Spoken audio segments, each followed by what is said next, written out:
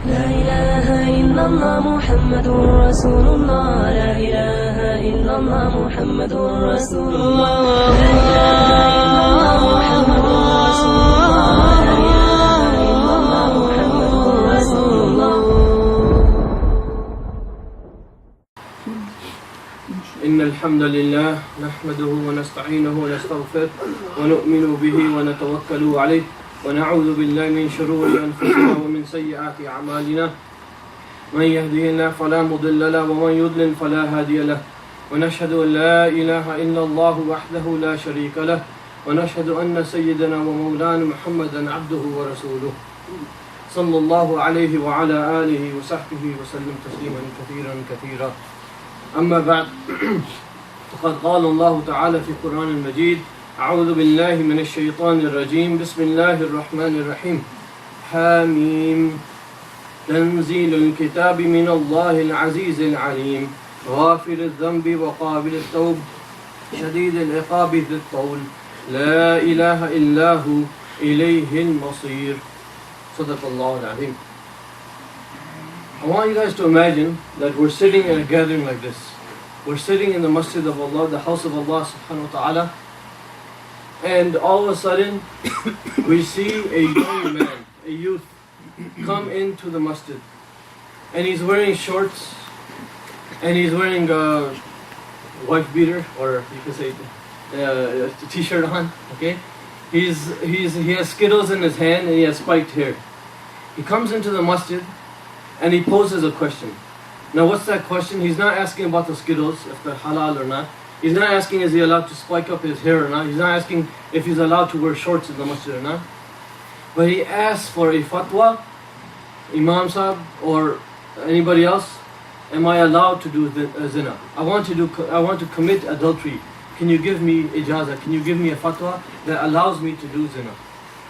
Imagine what our reaction would be. How would we react to such a situation? What would we do to that young man? We'd probably beat him and chase him out of the masjid, never to see him again, and banish him, tell him don't ever step foot in one of our events again. That's probably how we would react. But let's look to the Prophet ﷺ, how he acted, how he reacted, how he responded in a similar situation as this. There's a hadith that's relayed by Imam Ahmad rahimahullah in other books, that there was a man, Sahabi Abu Umama al-Bahili radiyallahu anhu. He narrates this hadith and he says that one day we were sitting with the Prophet sallallahu alaihi wasallam in the masjid. A young man, a shab, fatan, a young man, he came and he walked up to the gathering.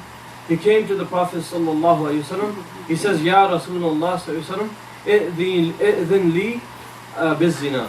Give me permission to commit adultery. Let me commit zina. Let me commit adultery. And you can imagine the Sahaba hearing this, probably with their mouths wide open, trying to think how could he even ask something like this. They all said to him, زَجَرُوهُ وَقَالُوا مَهْ مَهْ. They started yelling at him. They started getting upset and angry at him. And they said to him, mahma. This is basically like a word of, you could say, or a sound like they don't like what he said, disapproving of what he's asking and what he's saying. So this man, the Prophet ﷺ, he looks towards him without rebuking him, without yelling at him, cursing him or anything like that. He says to him, udnu minni, meaning come closer. This man, fadana minhu, he came closer, fajalas. He came and sat down close to the Prophet ﷺ. The Prophet ﷺ, he asked him a simple question, quietly in his ear. He says to him, أَتُحِبُّهُ لِأُمِّكَ. Would you like the same for your mother? He asked him a question. He said that, would you like zina to be committed with your own mother? And he says right then, he got surprised, he was shocked by this question. And he says, La wallah, I swear by Allah, I would not like this to happen to my mother. Ja'alani Allah fadak. May Allah sacrifice me for you, may I be sacrificed for you. I would never like something like that to happen to my own mother. And then the Prophet ﷺ, he says to him nicely, quietly, he says, وَلَلنَّاسِ يُحِبُّونَهُ لِأُمَّهَاتِهِ. That the people would not like the same for their mothers. They would not like the same thing to happen to their mothers. Then the Prophet ﷺ asked him, He didn't just ask him one question, but he said it to put, to make it go down, and so he can digest this and he can understand what's being asked. He said, "What تحبونه أتحبه لأختك?" Would you like it for your sister? Would you like your sister someone commit zina with her? And he says again, "La wallahi, I swear by Allah subhanahu wa ta'ala, I would not like that to happen." And he says, "An-nas la yuhibbunahu li-akhawatihi," that they would not want the same for their sisters. And then the Prophet asked again, "Would you like that for your daughter?" And remember, this is a young man. He's not even married yet. He doesn't have any children. But the Prophet asked him, would you like this to happen to your daughter? And he, remember the ghaira, having that ghaira in them, he responded by saying, "No, wallahi, I would not even like that for my daughter." That daughter that he doesn't even have yet. Then the Prophet asked him, "How about your ammat, meaning your ammatik, your aunt, paternal aunt?" And he said, "No, same thing again." And then he asked, "How about your khala? How about your mother's sister, your maternal aunt?" And he says again the same response, that I do not want that. And the Prophet ﷺ responded in the same way, that the people do not want it for khalatihim, they do not want it for their khala, for their maternal aunts. Then the Prophet ﷺ next, فَوَضَعَ يَدَهُ عَلَيْهِ, he put his hand on the chest of this young man. And in some riwayat he says that he basically hit him on the chest a little bit. وقال, and then he made the dua, اللهم اغفر ذنبه وطهر قلبه وحسن فرجه, that oh Allah, forgive him his sin, forgive his sins, and طهر قلبه, and clean and purify his heart, وحسن فرجه, and protect his chastity, and protect his private part from committing these acts. فلم يكن بعد ذلك الفتى يلتفت إلى شيء. And then it's related that after that day, after that dua of the Prophet ﷺ and that incident, he did not even turn towards wrong, did not even turn towards any kind of evil or disobedience of Allah subhanahu wa ta'ala. And it comes actually in another riwayah that فَلَمْ يَكُنْ شَيْءٌ أَبْغَضَ إِلَيْهِ مِنْهُ, meaning zina. There was nothing more hated in his eyes, he had more hate for than zina itself. So here we see that this was not just any masjid, this was not ICBN. This was the second most sacred masjid in the world. The Masjid al-Nabawi in the Medina Munawwara. This is not just an ordinary man like myself or yourselves, but this was the Prophet ﷺ that he was speaking to. He went to the Prophet ﷺ and posed this kind of question to the Prophet ﷺ. But we see that the people, they claim, these Islamophobes, they claim that Islam teaches hatred and teaches violence and teaches this. If it did teach violence, wouldn't the Prophet ﷺ grab him and tell everybody, just as a wave of the hand, he would order them to beat this man? But instead, the Prophet ﷺ told him, "Come closer," and he gave him advice. He gave him nasiha in a nice way, and this man changed his life after this. Now again, we have to look at our situation of today. The youth, they're even more confused than the youth of that day. They have even more social problems and psychological problems than the youth of that day had. They have not only zina, but they have homosexuality, pornography, and other things, ills of society that are creeping into the societies and into their homes. Why? Because of today, the way it's going, and the way the media, the way society is changing. And again, if these same youth, just like the Prophet ﷺ, he taught them in a nice way, if we did the opposite, if we banish them, if we push them out of the masjids and masajid, and we push them away and we rebuke them, what will happen? What will happen to them? They'll find people outside. They'll find their friends and the enemies of Allah subhanahu wa ta'ala to go to and seek advice from them, and we'll never see them again. They'll never step one foot in the masjid again. And one of the reasons why this is happening is we ourselves, we have to understand this society. We have to understand where we're living. There's a big disconnect. There's a major disconnect between the imams and between the elders and between the people of the community, the older people in the community, and the youth. There's a major disconnect. Why? Because we don't understand their situation. We don't understand the society that we are living in. So again, if we don't understand the situation, if we don't do this and we don't give them nasiha in a nice way, in a gentle way, they will see that the onslaught of shaitan, his comrades, and the people, the ins and jinn, from the ins and jinn, who are out there to corrupt mankind and corrupt society as a whole, they will get a hold of these youth and they will corrupt them just like they corrupted people in the past. So some tips of how we can give da'wah to the youth, how we can talk to them and how we can start to connect and fill in that gap between us and them. Number one, realizing their potential. Realizing the potential that these youth have. I think I mentioned this one time before. There was one of my teachers and my neighbor actually in Medina Manawara. I used to live next to him for 5 years. We were sitting at his house and his father was there for dinner. And his father, he gave us this example. He asked us a question. He says that if you take a seed, okay, you take a seed and you put it into the freezer, what's going to happen to the seed? And I was puzzled. I didn't know what to say. I was like, okay, I don't know what's going to happen. It's going to get dried out and it's going to rot or whatever is going to happen. He says, yes, exactly. It's going to dry out. It's going to get ruined. But it will not be able to give its potential and turn into a beautiful flower or plant that it's supposed to. But if you take that same seed and you put it into the ground and you water it and you take care of it, it gets the sunlight, it gets the tarbiyah that a plant or seed is supposed to get, then that seed will turn into a beautiful rose and turn into a beautiful flower or a tree in the years to come. And this is the example of the youth today. We have to realize their potential. Even though they themselves have shut themselves into the freezers, they have taken themselves onto these environments, but we have to go and get them and bring them into the correct environment, bring them into the masajid and teach them the nasiha and the sunnah of the advice that Allah subhanahu wa ta'ala has given us in the Quran and the sunnah of the Prophet sallallahu alaihi wasallam, and they will see the right way and they will become those beautiful flowers and those beautiful trees bearing fruit inshallah ta'ala in the future. Number two, don't alienate them. Okay, so the Prophet sallallahu alaihi wasallam, again, if he had ran out that young man from the masjid, he would never have come back. He would have been actually even gone to the enemies and became a staunch enemy of the Prophet ﷺ and the Muslims. Again, we should not alienate the youth and do not alienate the sinners. And may Allah guide us all from doing this. And the saying goes, hate the sin, not the sinner.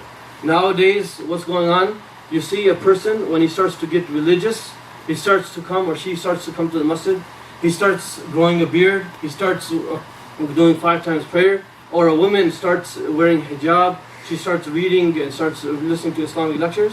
What happens is those same people, they're supposed to bring a positive change to society, but instead it's a negative change. Why is it? Not because of their clothing, not because of their beards or their hijab or whatever, but it's because of their attitude. With that, for some reason, their attitude changes. Not all, I'm not saying all of them, but many times this happens. This attitude, this anger gets into them, and they start looking to everybody and start judging everybody.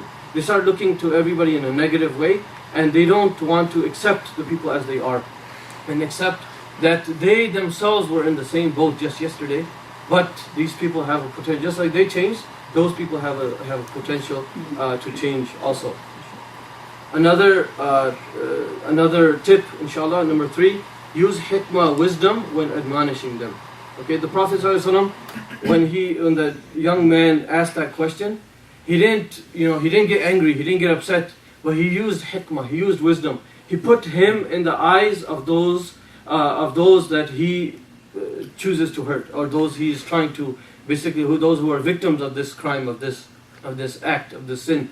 And he started making them think that what would happen if the same thing happened to one of your relatives, to one of the people in your family. And when he started to understand this, he realized the grave sin. He understood what he was asking, and he left it altogether.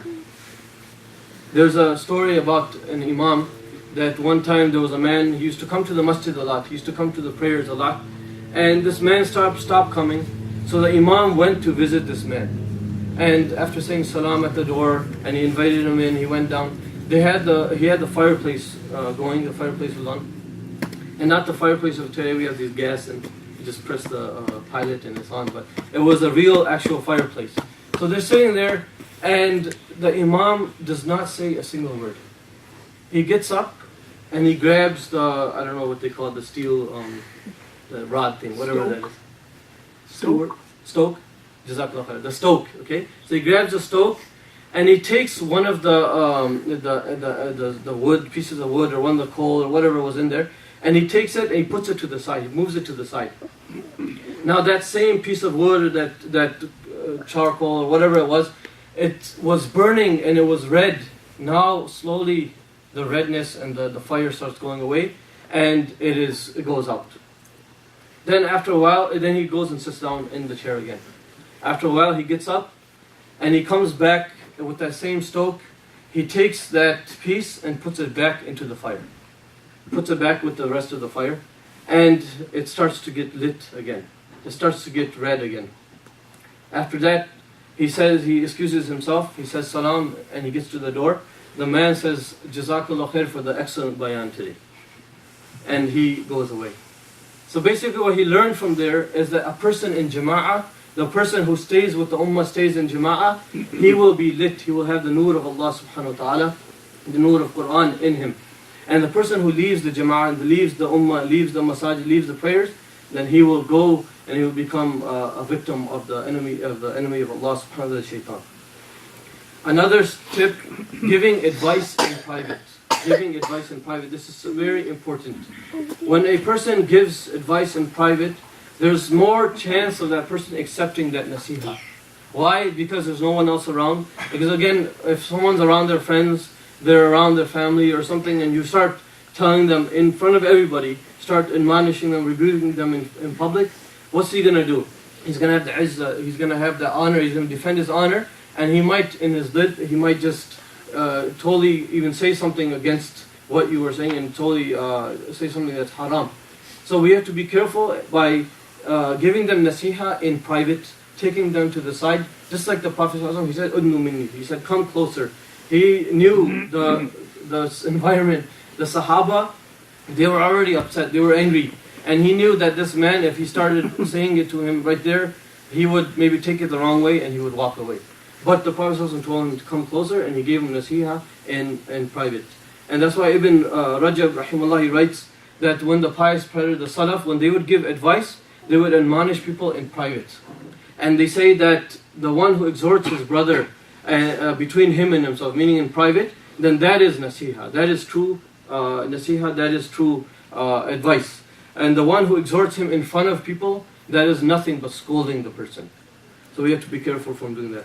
And number 5, the last tip, inshallah I'd like to share with you today, is that doing sincere dua for that person. Doing sincere dua for that person, that Allah subhanahu wa ta'ala gives us hidayah and gives that person hidayah, inshallah ta'ala. We see that the Prophet ﷺ in this narration, at the end, after explaining to him, after giving nasiha, what did he do? He placed his hand on the chest of this man, and he says to him, you know, that's also, he didn't push him away, he put him closer, and not only did he touched him, meaning that we're the same, we're close, I'm not going to banish you, I'm not going to push you away. But he brought him close, and he did dua for him. He said, "Oh Allah, forgive his sin, purify his heart, and protect his chastity, protect his farj." We know that Allah subhanahu wa ta'ala is the one alone who gives hidayah, so we have to make dua for these people, and we make dua for ourselves. I will end with a story that's related in a lot of tafasir. Ibn Kathir rahimahullah narrates this hadith, this story, this incident. Also, Imam Shaykh Muhammad Shafi rahimahullah, he relates this in his Ma'arif al-Quran. Also, Hilyatul Awliya, it's related in that book also. That there was a young man from Damascus, or from Syria, from Sham, from that area, and he was living in Medina Munawwara, and he would frequent the masjid. He would come to the masjid every day and pray alongside with the Sahaba, with Umar bin Khattab radiallahu anhu. One day, or after a few days, after missing him, not seeing him for a while, Umar bin Khattab asked about him. He said, "What happened to that shab? What happened to that young man? He used to come a lot, I don't see him anymore." The people around him, they said, "Tataba'a fi hada sharab," meaning that he started to drink. He started to go towards sin, he started to drink, and that's why he has left the jama'ah, he has left the masjid, and we haven't seen him for a while. Umar bin Khattab radiallahu anhu, And instead of saying, okay, you know what, forget him, that's one gone and good riddance, whatever like that. He didn't say that, but instead he asked his katib, he asked the scribe to come to him, and he wrote a letter. He told him to write a letter to this man. He said, Min Umar ibn al-Khattab radiallahu anh, ila fulan. He did not even say Amir al-Mu'mineen. He wanted to address him as man to man, as friend to friend, not as I'm the ruler of this country and you are one of the subordinates, but you are my friend, we're equal. He wrote this letter, ila fulan, to the person, and again, the person's name is not even mentioned. That's not because that he wrote in the letter, but to us, we did not even know the name of this person. Why? Because hiding the secrets, hiding the sins of others. Salamun alayk. فَإِنِّي أَحْمَدُ إِلَيْكَ اللَّهِ الَّذِي لَا إِلَهَ إِلَّا هُ. So he said that I praise Allah subhanahu wa ta'ala, the one that there is no God but Him. غَافِرِ الذَّنْبِ وَقَابِلِ التَّوْبِ وَشَدِيدِ الْعِقَابِ ذِي الطَّوْلِ لَا إِلَهَ إِلَّا هُ إِلَيْهِ الْمَصِيرِ. He wrote the first four ayat of Surah Ghafir, of Hamim, from Hamim all the way to this. He wrote this in the letter, and he told the person that when you go to this person, when you find this man, I want you to give it to him when he's sober. I want you to give it to him when he's sober and he's clean. And I want you to give it to him in private. Don't give it in front of anybody. Don't let anybody know that you are giving it to him. Then he dispatched that person, and he turned to his companions, he turned to the people sitting there, and he said to them that now do dua. Do dua sincerely to Allah subhanahu wa ta'ala, that Allah guides this man, and He brings him back, inshallah ta'ala, and He brings us back to the ummah. The letter got to this man, and this man, when he read it, he saw that this is that has a seal of Umar bin Khattab, has a seal of Amir al-Mu'mineen. And then he started reading this letter. He started reading the ayat that Umar bin Khattab has written in there, that ghafir dham. First of all, he's telling him that Allah subhanahu wa ta'ala will forgive you whatever you did. Just seek tawbah. Allah subhanahu wa ta'ala will forgive that. And qabil tawb, meaning he accepts the repentance. Shadid al-iqab. And he's also warning me and scaring me that Allah subhanahu wa ta'ala is shadid al-iqab. That if I do not refrain from doing these sins, if I do not do this, what's going to happen is Allah subhanahu wa ta'ala is shadid al-iqab.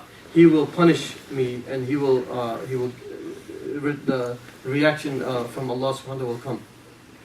And then he started reading this over and over again. Yuraddiduhu. He started reading this letter and these words over and over again until he started to cry. And he started to ponder, he started to cry, and he did tawbah. And they say again, he came back to the masajid, he started praying as he did before, and Allah subhanahu wa ta'ala accepted his tawbah. So we ask Allah subhanahu wa ta'ala to give us the tawfiq, inshallah, that we all become true da'is, and that when we give da'wah, when we call towards others, to call people to Islam, we do it with hikmah, and we do it with a good example, like the Prophet ﷺ taught us. We ask Allah subhanahu wa ta'ala to give us the tawfiq to act upon this. Subhana rabbika rabbil izzati amma yasifun, wa salamun ala al-mursaleen, walhamdulillahi rabbil alameen.